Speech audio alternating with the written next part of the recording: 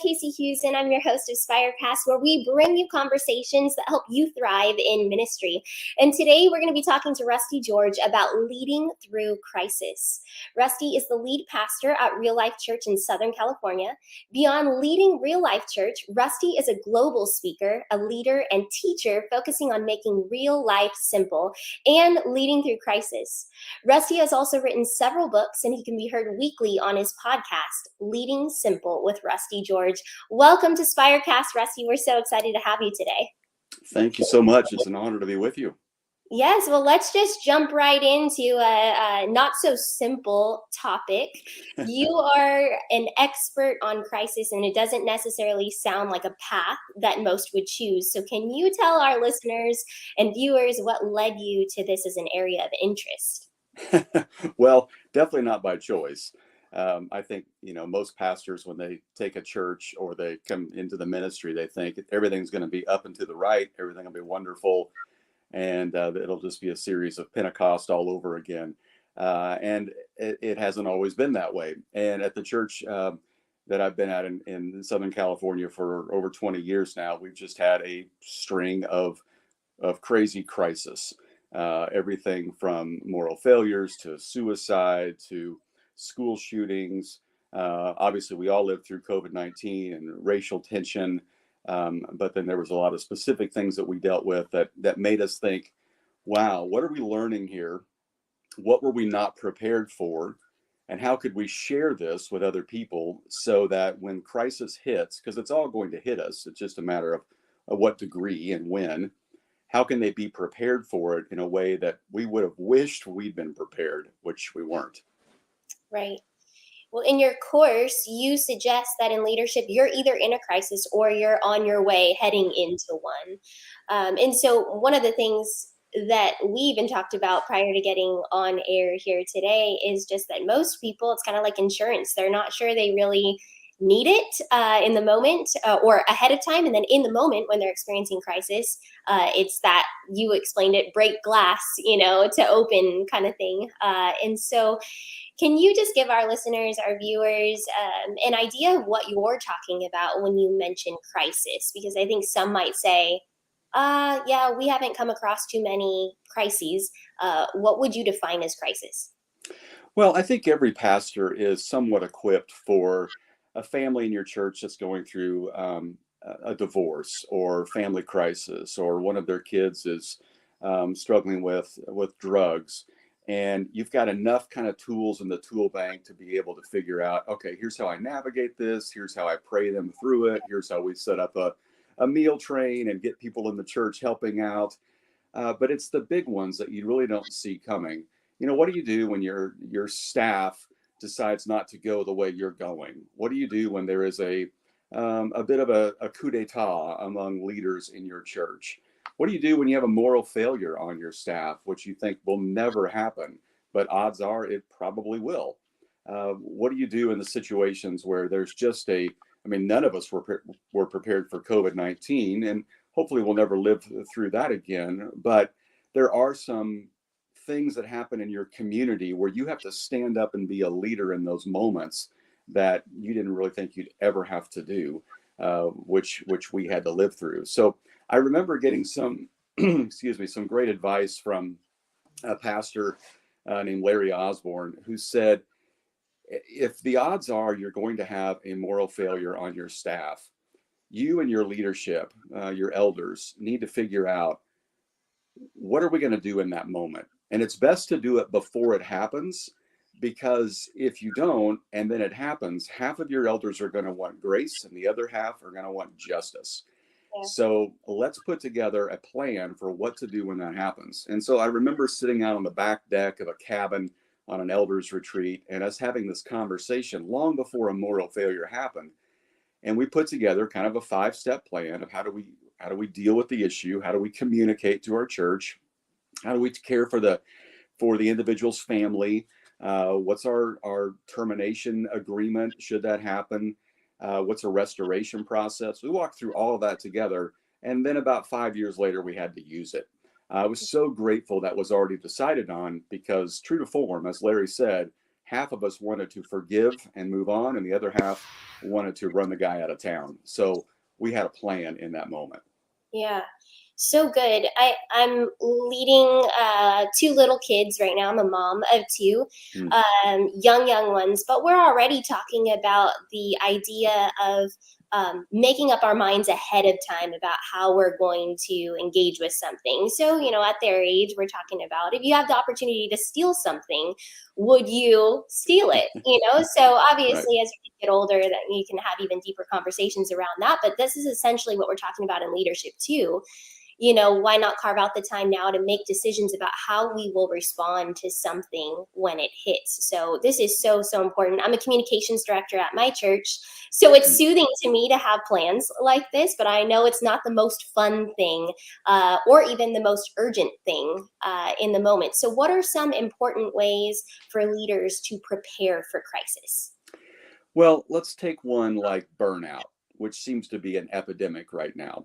There are some things you can do to prepare to prevent burnout. Obviously, a cadence of rest and a rhythm of sabbaticals or days off, Sabbath time away, all those kind of things. But what happens when you have a pastor that calls you up and says, I'm away on a retreat and I'm not coming home because I am so burnt out, which I've dealt with. I've seen somebody do that.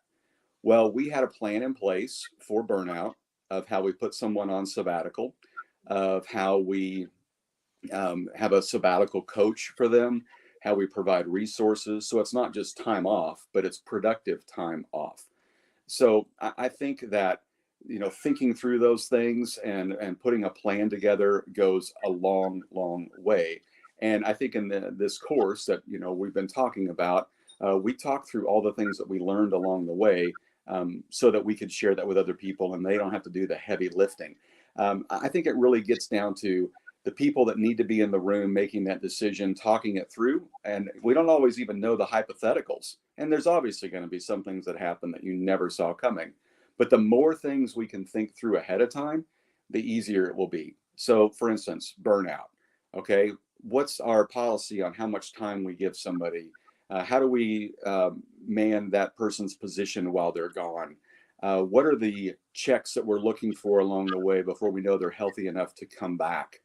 What if they say after we give them 3 months sabbatical and we pay for all their counseling, then they say, "Yeah, I've decided to move to a different church." Do they have to pay any of that back? These are questions that you just have to ask. Which Emma, at first blush, you think, well, why would they ever have to do that? But I guarantee you're going to have people on your staff, eldership, or church that say, "Well, they should." So just thinking through some of those things will go a long ways, and we just wanted to provide help for that. Yeah. Can you talk a little bit more about like who's in the room when you're having discussions like this? Right. I think it starts with your eldership, just so that they're aware of some of these high level conversations, especially ones that are going to require um, finances. We're going to pay for somebody's sabbatical or time away. In the case of a moral failure, I think your elders are going to be the ones that have to craft that policy so that then you can enact it when it's time. And I think in some situations, it might be key staff members of, okay, what's our communication plan in this event? For instance, let's say something happens in the church where a staff member is arrested or a high level volunteer is arrested and they are mentioned as a part of our church. What's our communication plan? Do we go to the press first so we can control the narrative? What is it that we say to them? Who's the spokesperson in that time and that setting? Those are just little decisions that are easy to make when there's not a crisis, but really difficult to make when the heat is on. Yeah. Yeah, definitely. Good practical advice there. When you and your team were going through crisis, and I know you guys have had your fair share of that in the last 10 years or so, what was most surprising to you and your leadership team? I think the big aha for us was realizing that people handle crises in different ways. And I heard it explained to us like this by our friend Judd Wilhite, and we share all this in the course as well. He talked about there's three different buckets people in your on your staff and even your high level leadership fall into. They're either family oriented, They're either organizational oriented or cause oriented. So, for instance, let's say you have a moral failure on your staff and a person is removed or released from their duties, and you get the staff together and you tell them this is what's happened. There are people in that room that are family oriented and they will grieve the loss of that person and wonder, how are we caring for them? How are we taking care of them? And that's the only thing they can think of. Um, Being able to answer those questions helps them a lot. But Yeah. your other people in the room that are in your organizational bucket, these are the people that are like, well, that's awful. Um, but how are we going to manage Sunday? You know, Mhm. who's in charge now? That person was my boss. Who do I answer to now? And they're not bad questions. It's just the way they're wired. And having some of those answers prior will help them immensely. And then finally, your cause people are like, whatever, people are lost and going to hell. How do we keep the ball moving? Or this is a crisis for more people than just this family. How do we help save marriages so this doesn't happen again? You know, they're more thinking about the big picture cause. So understanding how to speak to each of those three buckets was a game changer for us. I'll give you an example. We had a campus pastor die by suicide. We found out on a Wednesday. We immediately called the press and told them, "You guys are going to get word of this. Would you give us 24 hours so we can communicate to our church, and then we'll give you the whole story?" And they agreed. Then we met with our staff the next morning, and knowing that I had a lot of people in there that are in that family bucket, I had counselors already in the room so that Mm. they could talk to people afterwards. Knowing we had organizational people that would be sad but need to know, how do we pull off Sunday, we had an org chart and a chain of command of here's what we do now. And the cause people were going to be concerned about mental health issues and people out there with suicidal ideation that would be thinking, oh, if a pastor can do this, then I can. How do we get ahead of this so we help the mental health community in our church and city? And so we had a lot of those answers prior, so that when we went into that meeting, we could meet all three of those needs. Wow. I love that as a framework, which I'm sure is in the course too, just the cause Mm-hmm. of the family. So helpful to be able to think through those different groups of people and how and what they're going to need in order to support people through it. So, Right. It really has been a game changer for us. And the conversations we'll often have at like high level executive team is, all right, we got to deal with this issue. Are they a family person, org person, or cause person?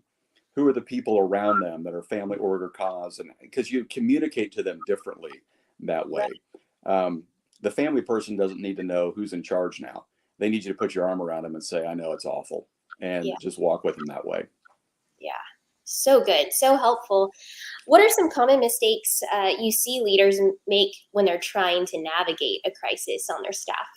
Well, we usually defer to one or two things. We either share too much or too little. Mm. Here's what I mean by that. We live in a culture that consumes content and wants to know all of the details on everything. But not everybody needs to know all of that. So when you have a moral failure, it's one thing to sit down with somebody and say, this person was in an affair for the last 4 years. It's another thing to say, this person had a moral failure. It's another thing to say, this person is no longer qualified to do this ministry. So you have to determine who needs to know what. Yeah. Because in some situations, you have families involved, kids involved. You don't need to get up on a Sunday and share all the dirty details and ruin this family's life besides whatever's already happened. So, kind of understanding who needs to know what and when goes a long ways. We tend to think about it like this. Let's say the entire staff and church is all standing at a lake somewhere, and a big rock falls in the middle of the lake. Well, the people closest to the splash zone feel the biggest ripple. No one's standing on the shore, they don't feel much at all. So, you have to determine who's closest to the splash zone because they might need more information than those further away. Right. And even though people want to know, I found this phrase to be very helpful. For me to get up and share to the church, here's the situation, high level view. Is there more to the story? Absolutely. But it's not always my story to tell. And there are people involved that this could be very, very painful for. And so I'm going to ask you to respect their privacy and know that our eldership and our high level leadership is on it. Yeah. I'm just so impressed at how great you are at responding to these things. Do you have any background other than your own experiences? Like, it doesn't seem typical of a senior leader to kind of be driving something as you are in this way. Well, I appreciate you saying that. Unfortunately, I've just had a lot of practice. I think that we've had some people on our board that work for, PR firms and those kind of things that give great coaching. We've had a great team. My executive pastor, Fred Gray, has been exceptional. We have a administrative assistant that also runs all of our HR and administrative and executive level leadership stuff at our church, named Debbie Robert, who's been fantastic with this. So I think that collectively, we've been able to put together how we respond to these things. It occurred to me after like crisis number 4, I thought, I really didn't set out to become Jeremiah, who was known as the weeping prophet. But I feel like, in these situations that I've just learned the hard way, and being able to compartmentalize a little bit Yeah. to grieve later on. That's a key thing as well, because ministry is a series of ungrieved losses. So you have to, even though you stuff it down for the moment, there comes a moment when you have to process it. And I'll give you an example. Back in November of 2019, we had a school shooting in our community.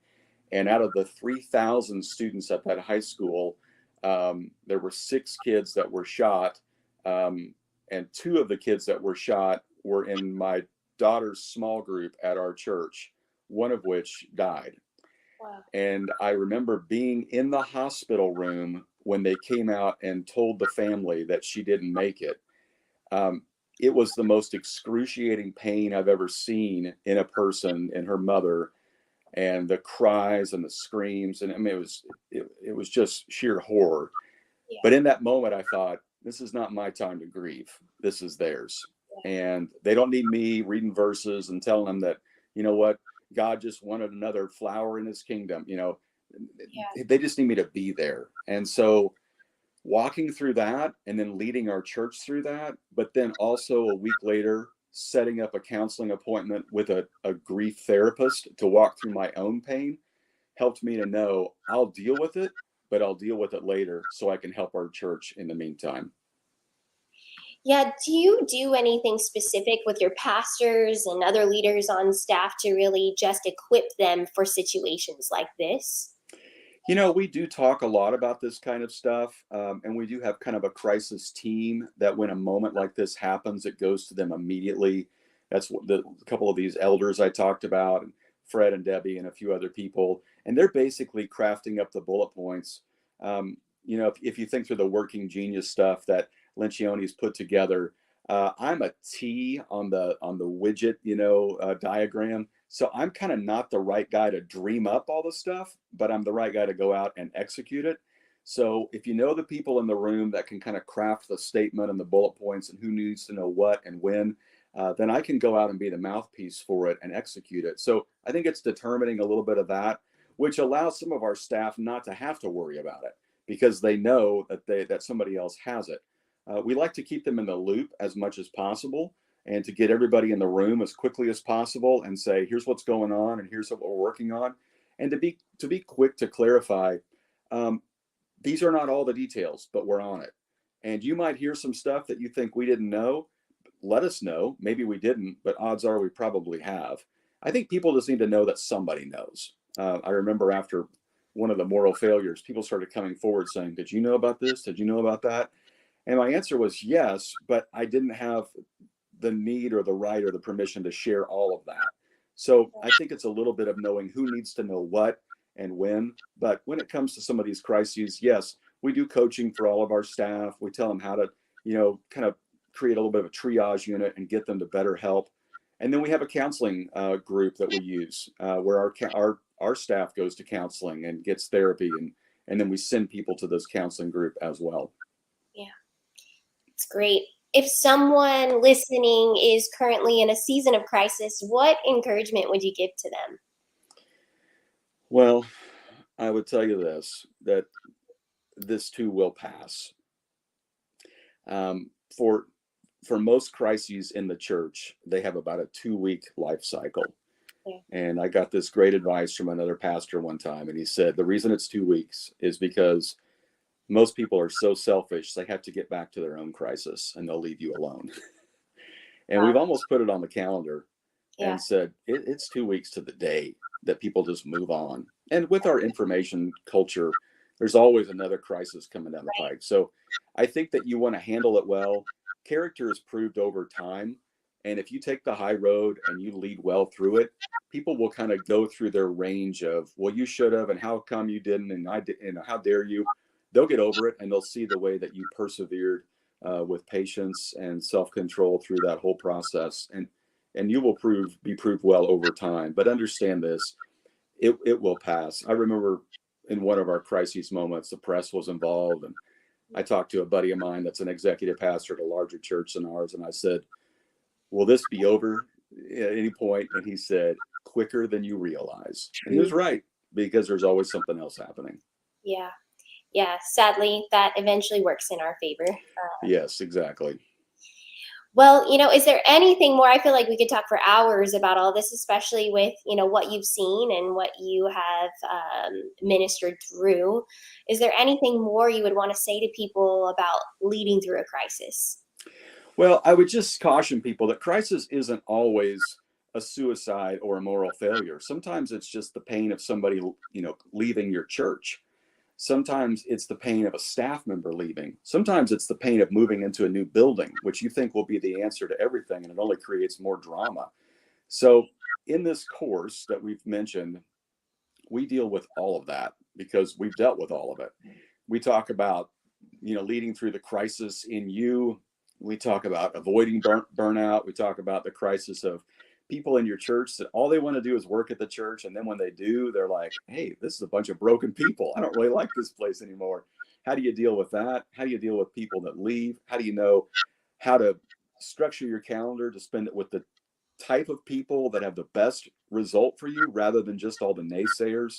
We Mm, talk about some specific things that we dealt with, like, for instance, when Kobe Bryant died, mm, because we're out here in the LA area, that was a big deal to our people. And that may not be a big deal to anybody else listening, but you're going to have a moment when somebody in your community dies, and you have to figure out, how do you honor someone who wasn't all that honorable? mm. And Kobe had his own issues. So, how do you speak to that and the brevity of life? And it becomes a great teaching moment for people. So, anyway, in this, 10-part course, we get into all of that. We offer all kinds of resources, everything that we've been given from that, like that PR advisor on our board, we provide for you. And because we love Spire and the people that are part of Spire, we're going to give you a half off of this. So Amazing. just use the code word Spire at pastorrustygeorge.com, and you're going to get the course half off, and use it with your team. We've had a lot of churches that will get a copy of it and watch it with their eldership or with their staff. And it makes you think about things you normally wouldn't talk about. And then you put together some process and plans, and we'll give you all those resources too. So, yeah, pastorrustygeorge.com, code word Spire, and happy to help. Awesome. This is so helpful. Again, Rusty, just even for me in my position, I just want to say thank you, because plans really do soothe. Even if everything doesn't go your way, to have something like this to really kick around with a leadership team. And it's not always fun, as I said before, and it's not urgent. We've got so many things to do every week leading into weekend services and other things going on. This is so important, because when it hits, it has the ability to either really solidify people in the church or drive people apart, including your staff. So I personally want to thank you for spending your time developing something like this that you can give away to the rest of the church. We're really Absolutely. We just feel like we've been through too much to keep all that institutional knowledge to ourselves. So, if I can help somebody else avoid some of that, recognizing that as much as you prepare, there's still going to be that 25% that you didn't see coming. But I'd much rather deal with 25% on the fly than 100%. So hopefully this will help out. I believe it will. Thank you so much for joining us today, Rusty. Well, thank you so much for the invitation. Of course. course. Well, we want to invite you guys to join us in Nashville, Tennessee for Spire Conference 2023 on September 26th through the 28th. Hundreds of ministry leaders like Rusty are going to gather together for a 3-day leadership event where you're going to be able to connect, to collaborate, and to be encouraged for a new ministry season. So register your team now at spire.network/Spire Conference. Thanks again for joining us today, guys. We will see you next time.